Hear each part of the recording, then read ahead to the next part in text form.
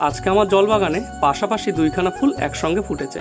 এক নম্বরে আছে তোমাদের সকলের প্রিয় অখিলা, এবং ওই যে দূরে দেখা যাচ্ছে হনুমানের গদার সাইজে ফুলটি, ওটি হলো বুচা। অসাধারণ রঙের দুইখানা ফুল দেখে দারুণ লাগছে।